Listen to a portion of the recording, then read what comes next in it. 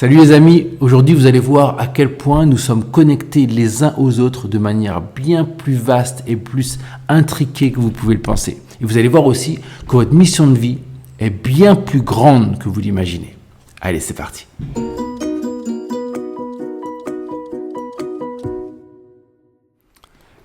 Et si je vous disais que le salut du monde et votre salut est directement connecté, ils sont interconnectés. C'est-à-dire que tu ne peux pas te sauver toi sans sauver le monde. Et le monde ne peut pas se sauver sans toi. C'est-à-dire que les deux sont totalement liés.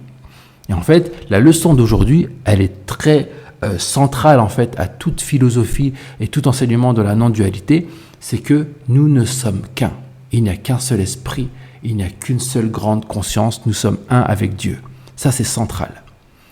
Et la première fois que j'en ai parlé à un ami, il me disait « Mais ouais, c'est génial, j'adore l'idée, j'adore le concept, nous sommes qu'un, c'est beau, c'est des bisounours, c'est waouh !» Mais il me disait concrètement comment je le réalise et en quoi ça me sert dans ma vie. Et en fait, c'est vrai que c'est une leçon tellement profonde qu'il ne faut pas se mettre trop la pression par rapport à ça. Ce qu'on nous demande, c'est déjà de commencer à jouer avec cette idée que nous sommes qu'un. Commencer à changer notre observation sur le monde et voir petit à petit, par la réalisation de cette pratique, de voir que oui, nous ne sommes qu'un. Et comment on peut le voir ? On peut le voir assez facilement, parce que quand on commence à voir que nos pensées altèrent ce monde, que nos pensées projettent ce monde, on commence à le regarder différemment. Et en fait, si forcément vous projetez tout ce que vous voyez, les personnes qui font partie de votre monde sont aussi des projections de votre esprit. C'est-à-dire que si vous concevez les autres comme étant non éveillés, comme les voyant négatifs, petits, ils n'ont rien compris, blablabla, toutes ces choses que vous voyez des autres ne sont en réalité qu'une projection de votre propre conscience. Parce que ce que vous voyez, c'est vous qui l'avez projeté.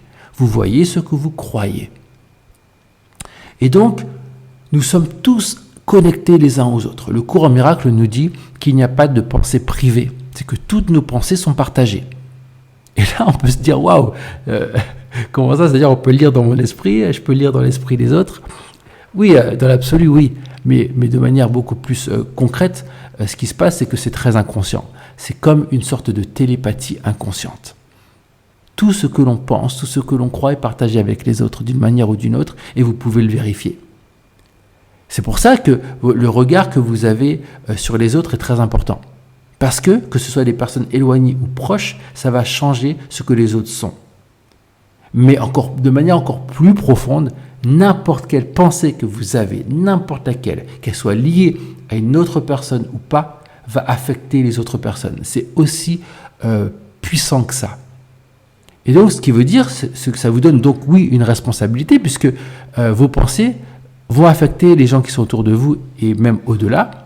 Mais en plus, ça vous donne une responsabilité par rapport à votre mission de vie. Parce que votre mission de vie ne vous concerne pas juste vous, elle concerne aussi les autres. Et donc, si vous voulez changer le monde, si vous voulez vous changer, qu'est-ce que Gandhi disait ? Soyez le changement que vous voulez voir dans le monde. Mais en fait, ce changement-là, c'est un changement très profond. Ce n'est pas juste un changement dans l'action, c'est un changement très profond. C'est-à-dire que si vous voulez voir un monde d'amour, vous devez développer cet amour. Si vous voulez voir un monde de paix, vous devez développer cette paix.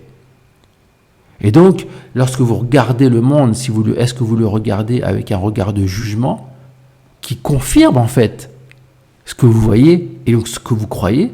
Donc si vous croyez en la souffrance et que vous voyez la souffrance, et que lorsque vous voyez la souffrance, vous commencez à juger que c'est de la souffrance, vous ancrez d'autant plus cette souffrance. Donc il faut sortir du processus de « je juge ce que je vois ». Et commencer à je juge ce que je crois. Donc change ce que tu crois et tu verras que ce que tu vois va changer. Et donc, si tu veux changer ton monde, tu dois commencer à changer la croyance profonde que tu as déjà envers toi-même et envers les autres.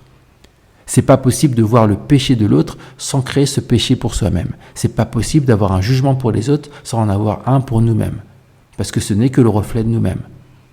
Donc, il faut commencer à changer cette croyance. Est-ce que tu crois que le monde est souffrance ? Est-ce que tu crois que les gens peuvent être mauvais ? Est-ce que tu crois en la haine ? Est-ce que tu crois en la mort ? Est-ce que tu crois en toutes ces choses-là ?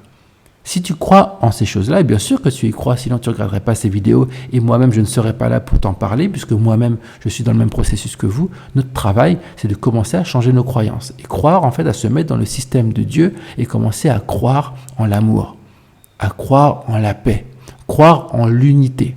Lorsqu'on regarde l'autre, est-ce qu'on voit une séparation ou est-ce qu'on se dit l'autre est comme moi? Comme Jésus a pu le dire, est-ce qu'on aime notre prochain comme nous-mêmes? Aimez-vous les uns les autres, parce qu'en fait, notre salut dépend de ça.